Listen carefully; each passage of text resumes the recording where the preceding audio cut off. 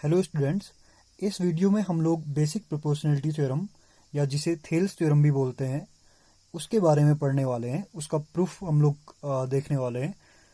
ये 10th class के exam के पॉइंट ऑफ व्यू से या फिर बोर्ड एग्ज़ाम के पॉइंट ऑफ व्यू से काफ़ी इम्पोर्टेंट थ्योरम मानी जाती है। तो बोर्ड में बल्कि बहुत बार पूछ भी ली गई है, तो इसलिए भी ये काफ़ी इम्पोर्टेंट हो जाती है। तो किसी भी थ्योरम का प्रूफ करने से पहले हम लोगों को उसका स्टेटमेंट अच्छे से आना चाहिए। अगर आप लोगों को थ्योरम का स्टेटमेंट अच्छे से आता है, स्टेटमेंट समझ में आता है, तो आप तभी उसका प्रूफ भी कर पाएंगे। तो पहले इस थ्योरम का प्रूफ स्टेटमेंट देख लेते हैं। If a line drawn parallel to one side of a triangle to intersect the other two sides in distinct points, the other two sides divided in the same ratio. कहने का मतलब ये है, अगर आप किसी भी ट्राइंगल में एक लाइन के पैरेलल दूसरी लाइन ड्रॉ करते हो जो बाकी दो साइड को इंटरसेक्ट करते हुए जाए, और अगर वो थर्ड साइड के पैरेलल है, तो जो रेशियोज आते हैं या जिस रेशियो में वो बाकी दो साइड को डिवाइड करेगी, वो रेशियो आपस में इक्वल होते हैं।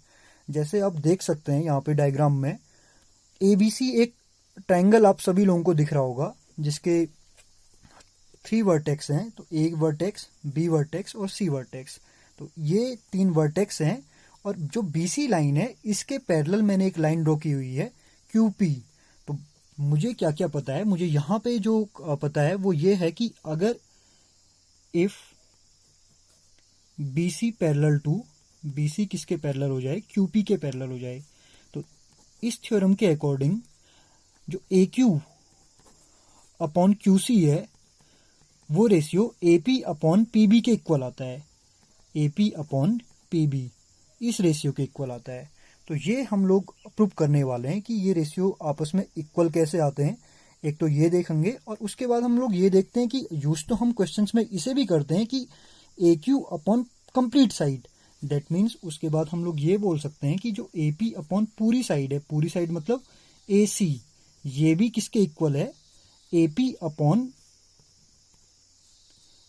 अपॉन सॉरी, इसको आप AQ कर लीजिए, AQ upon AC AP upon AB side के इक्वल आती है।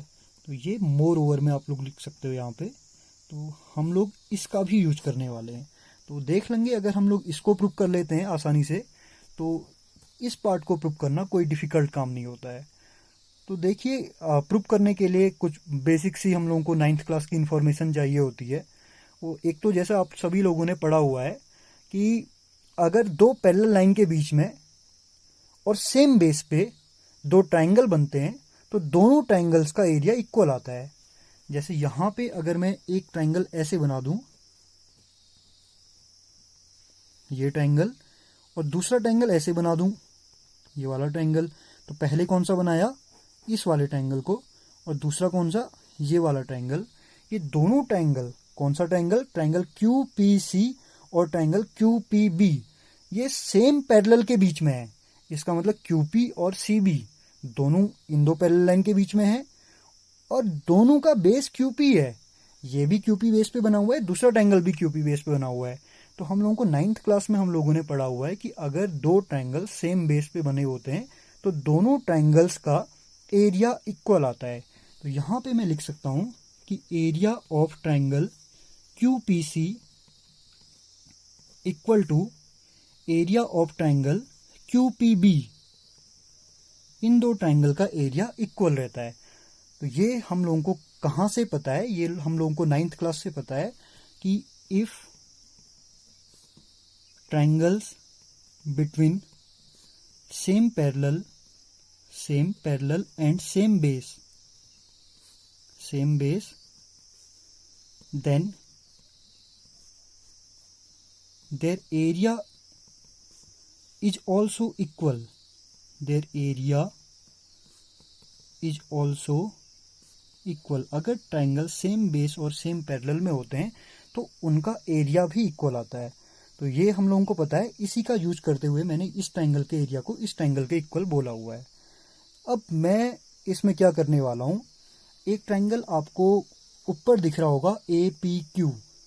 अब आप लोग इसका अगर मुझे एरिया निकालना है, तो इसके लिए मुझे क्या करना पड़ेगा, सामने वाली जो साइड है, ये AQ साइड है, इस पे मुझे एक परपेंडिकुलर ड्रॉ करना पड़ता है। तो यहाँ से अगर मैं परपेंडिकुलर ड्रॉ करूँ P पॉइंट से,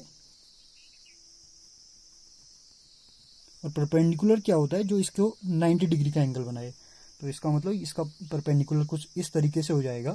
तो यहाँ पे जो परपेंडिकुलर है वो साइड PQ साइड है, या फिर QP जो साइड है वो इसके परपेंडिकुलर मैंने ड्रॉ कर दिया है।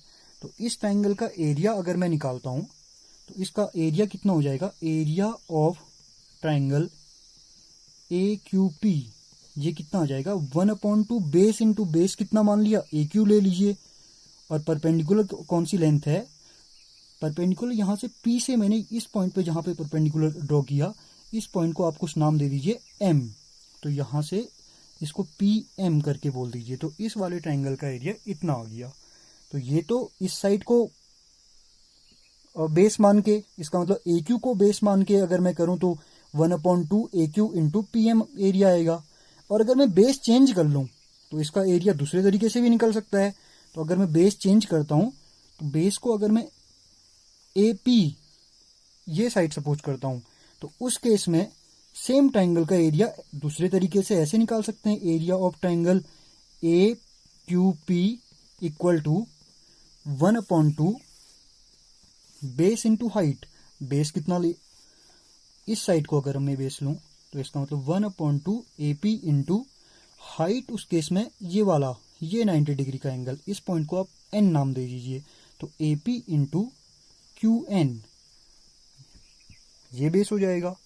तो हम इस वे से हम इसको कर लेंगे। और उसके अलावा अगर हम इसका प्रूफ करने जाएं तो यहाँ पे जो बाकी इंफॉर्मेशन की मुझे ज़रूरत पड़ने वाली है वो ये है कि इसको एक बार नीचे वाले ट्रायंगल के साथ इसका रेशियो निकाल लेंगे, मतलब ऊपर वाले ट्रायंगल का और इस ट्रायंगल का एरिया का रेशियो निकालते हैं।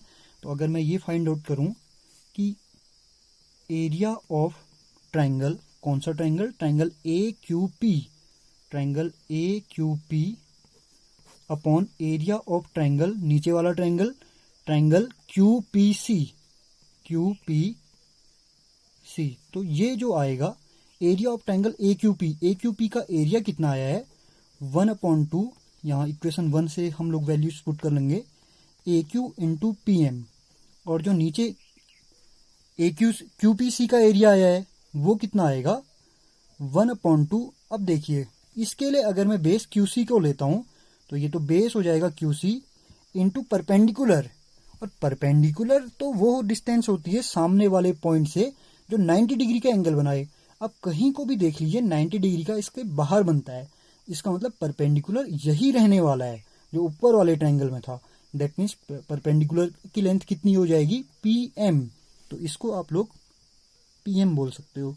फिर आप अगर दोनों डिस्टेंस को PM से PM कैंसिल कर दिया, 1/2 कैंसिल कर लिए, और उसके बाद जो बचने वाला है वो क्या है, ऊपर जो बचेगा वो साइड आ जाएगी आपकी PQ, और जो नीचे साइड आने वाली है वो साइड आ जाएगी QC।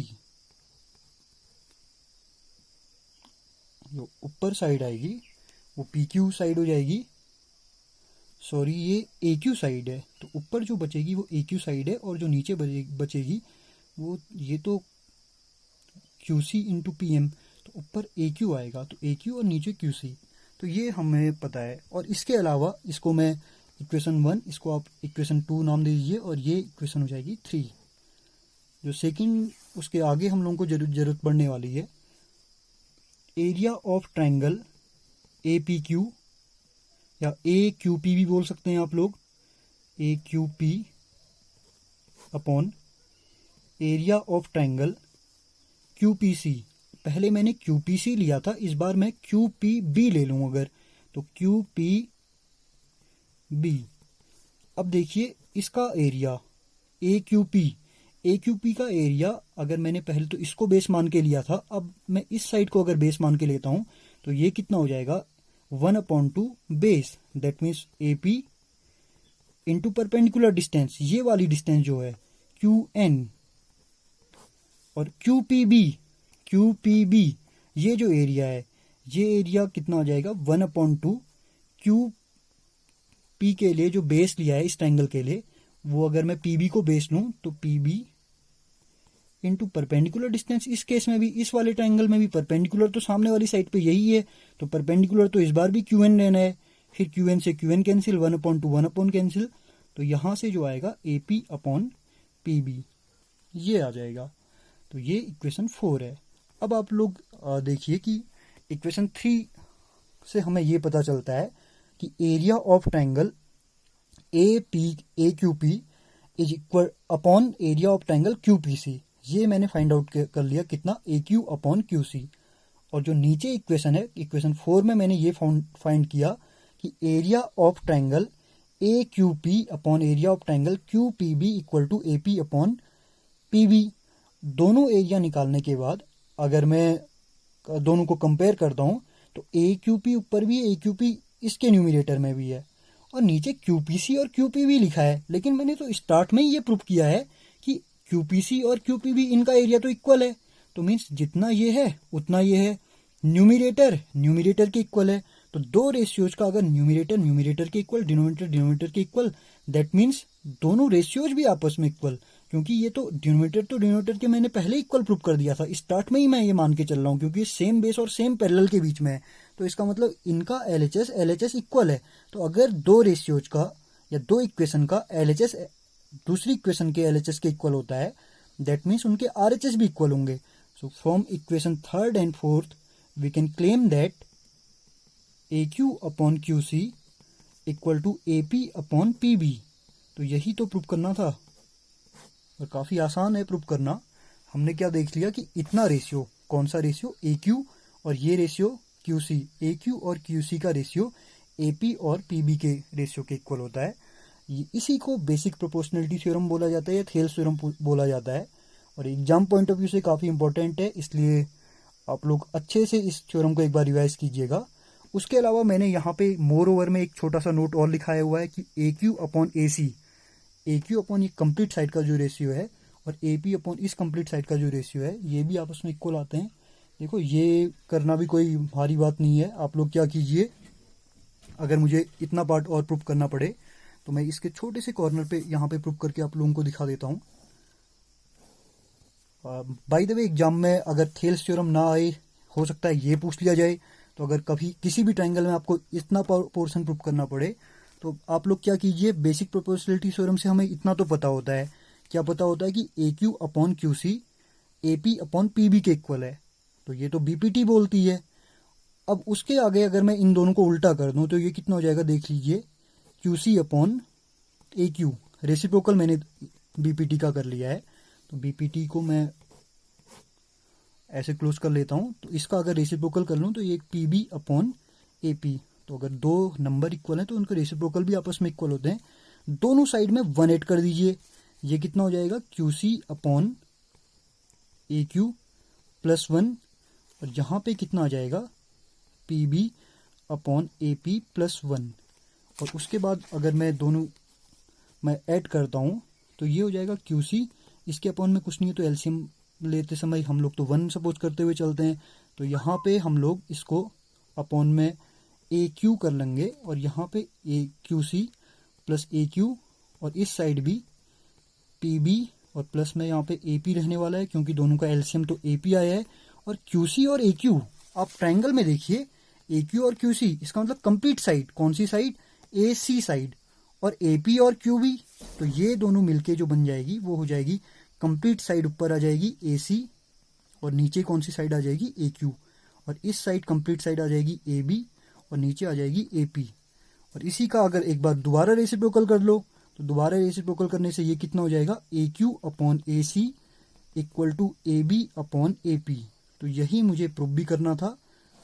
ये काफ़ी आसान सा प्रूफ है, तो बस थोड़ा सा आप लोगों को ज्योमेट्री के कॉन्सेप्ट यूज करने हैं, बाकी काफ़ी आसान सा था। तो इस वीडियो में हम लोगों ने थेल्स थ्योरम के बारे में डिटेल में देख लिया है, थेल्स थ्योरम का प्रूफ देख लिया है, तो आप आराम से इसको समझ लीजिए एक बार।